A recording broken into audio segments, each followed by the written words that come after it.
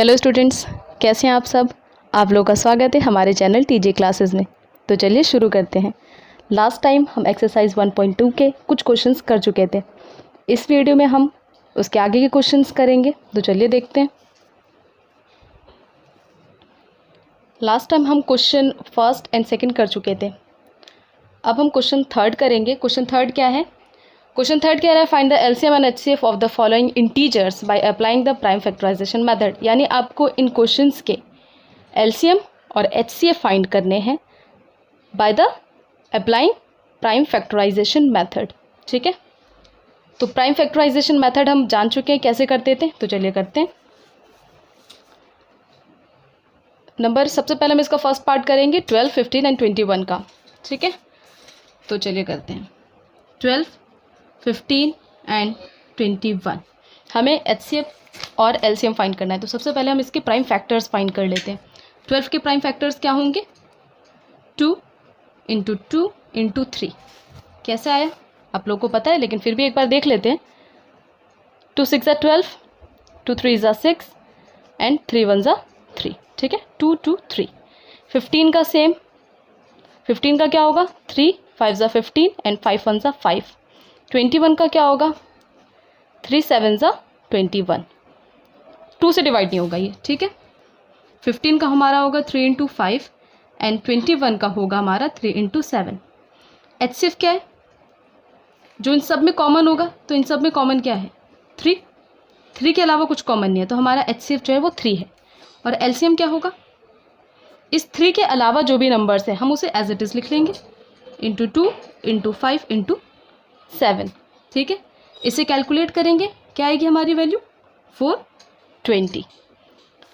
Next part क्या है? Next part है 17, 23 एंड 29। हमें इसका एलसीएम और एचसीएफ निकालना है। 17, 23 एंड 29। देखिए ये तीनों नंबर क्या हैं? ये तीनों प्राइम नंबर्स हैं। तो इसके पास इस नंबर के अलावा और 1 के अलावा कोई फैक्टर नहीं होंगे। 1 एंड खुद के इटसेल्फ, उसके अलावा कोई फैक्टर्स हमें नहीं मिलेंगे। तो 17 क्या है? 17 इंटू 1। 23 क्या होगा हमारा? 23 इंटू 1। 29 का क्या होगा? 29 इंटू 1। तो इसमें हमारा एचसीएफ क्या है? 1, ओनली 1। तो एचसीएफ होगा हमारा 1। एलसीएम क्या होगा? 17 इंटू 23 इंटू 29, ये हमारा एलसीएम होगा। तो जो आप इससे मल्टीप्लाई करेंगे तो हमारी वैल्यू आएगी 11339। ठीक है, इसका थर्ड पार्ट देखते हैं। थर्ड पार्ट क्या है हमारा? 8, 9 एंड 25। हमें इसका एलसीएम और एचसीएफ फाइंड करना है। तो चलिए थर्ड पार्ट करते हैं। 8, 9 एंड 25। 8 का क्या होगा? 2 इंटू 2 इंटू 2। 9 का क्या होगा हमारा? 3 इंटू 3। और 1 भी होता है तो 1 भी लिख लेते हैं। ठीक है, और 25 का क्या होगा हमारा? 5 इंटू 5 एंड 1 ऑल्सो। ठीक, इस केस में हमारा एचसीएफ क्या है? एचसीएफ इस केस में भी 1 ही है, ओनली 1 कॉमन है, उसके अलावा कुछ कॉमन नहीं है। एलसीएम क्या होगा हमारा? 2 इंटू 2 इंटू 2 मीन्स 2 की पावर 3 इंटू 3 की पावर 2 इंटू 5 की पावर 2। जब आप इसे कैलकुलेट करेंगे तो हमारी वैल्यू आएगी 1800। ठीक है, इसके बाद हम नेक्स्ट क्वेश्चन की तरफ आते हैं। नेक्स्ट क्वेश्चन क्या कह रहा है? Given that HCF of 306 and 657 is equals to 9। Means 306 and 657 का एचसीएफ 9 है। Find LCM of this. तो आपको क्या है? इसका एलसीएम फाइंड करना है। ठीक, तो कैसे करेंगे इसे? हमने आपको लास्ट टाइम एक रिलेशन बताया था। वो रिलेशन क्या था? LCM into HCF is equals to product of numbers. तो हमें एचसीएफ किसका गिवन है? एचसीएफ हमें गिवन है 306 और 657 का, जो कि 9 गिवन है। और एलसीएम हमें फाइंड करना है। एलसीएम क्या है? हमें फाइंड करना है।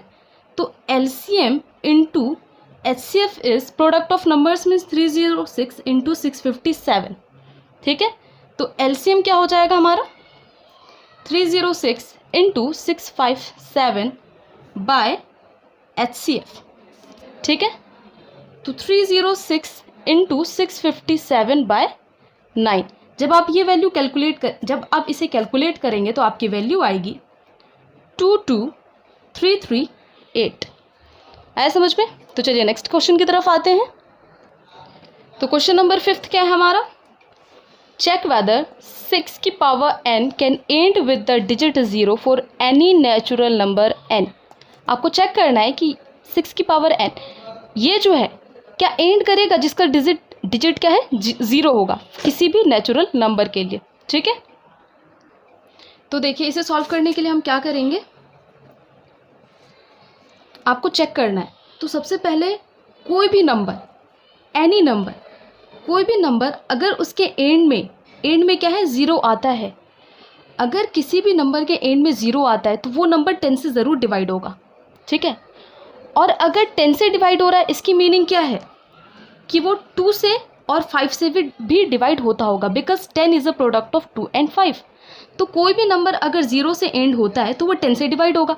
10 से डिवाइड होता है इसकी मीनिंग 2 से भी डिवाइड हो रहा है और 5 से भी डिवाइड हो रहा है, बिकॉज 10 जो होता है वो 2 और 5 का प्रोडक्ट होता है। ठीक है, तो 6 की पावर n की हम बात करें, अगर हम n की वैल्यू 1 रख दें तो नंबर 6 आएगा। n की वैल्यू अगर हम 2 रख दें तो क्या आएगा, 6 की पावर 2 इज़ 36।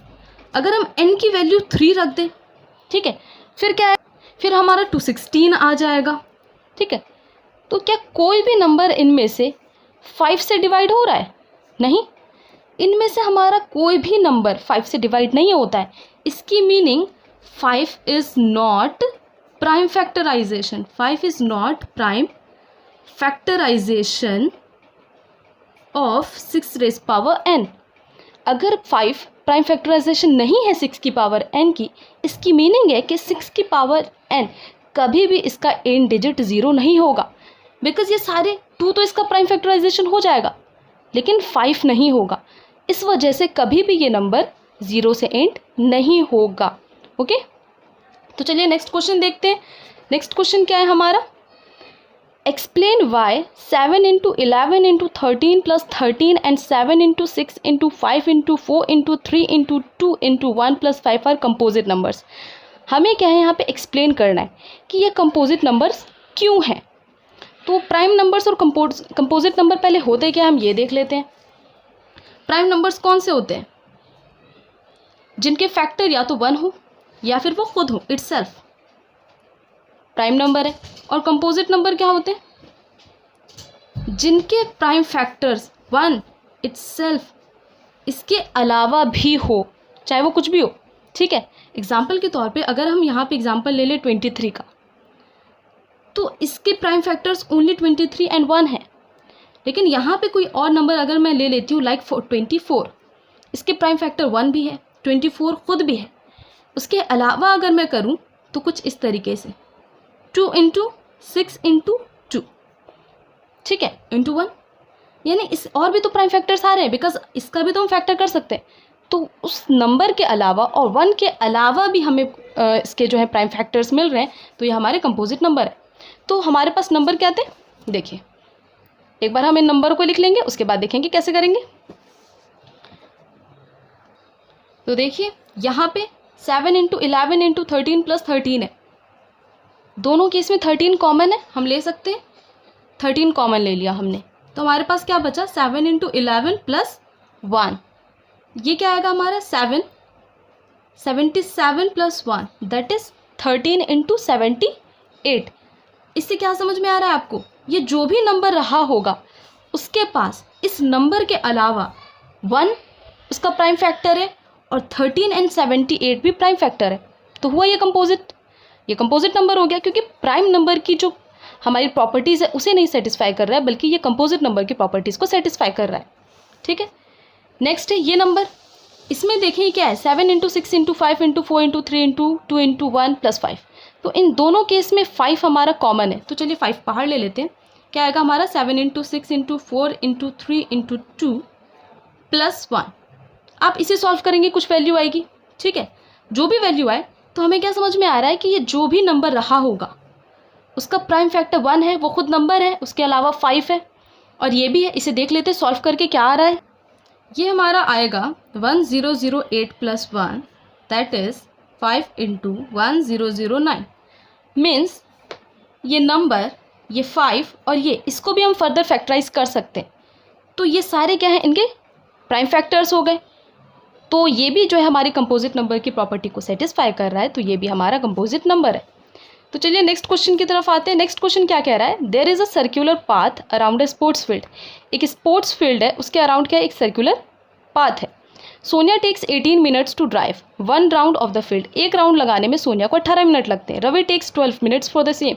रवि को 12 मिनट लगते हैं। मीन्स रवि जो है सोनिया के मुकाबले कम टाइम ले रहा है। Suppose they both start at the same point. हमें सपोज करना है दोनों एक ही पॉइंट पे स्टार्ट करें and at the same time, और सेम टाइम पे स्टार्ट करें and go in the same direction, और सेम डायरेक्शन में जा रहे हैं। तो after how many minutes will they meet again at the starting point. तो कह रहा है कि कितने मिनट बाद ये दोनों क्या है स्टार्टिंग पॉइंट पे मिलेंगे। तो कुछ नहीं, हमें क्या पूछ रहा है, आखिर टोटल कितना टाइम लगेगा इन दोनों को एक राउंड कंप्लीट करने के लिए। बिकॉज एक राउंड कंप्लीट करने के बाद जब दोनों अपना एक एक राउंड कंप्लीट करेंगे तो वो दोबारा क्या है आके स्टार्टिंग पॉइंट पे मिल जाएंगे। तो मैक्सिमम टोटल टाइम टेकन क्या है हमारा, तो उसे निकालने के लिए हम क्या करेंगे, ऑफकोर्स एलसीएम निकालना पड़ेगा हमें। एलसीएम ऑफ 18 एंड 12, क्योंकि रवि जो है इसे क्या लग रहा है 12 मिनट्स लग रहे हैं एंड सोनिया को 18 मिनट्स लग रहे हैं। तो हमें क्या है इनका एलसीएम निकालना होगा। 18 का क्या होगा हमारा 2 × 3 × 3 एंड 12 का क्या होगा 2 × 3 × 2। ठीक है, तो इनका एलसीएम क्या हो जाएगा, कैलकुलेट कर लेते हैं। पहले तो ये कॉमन है, ये भी कॉमन है। ठीक है, 2 × 3 × 3 × 2, 2 3 = 6, 6 3 = 18, 18 2 = 36।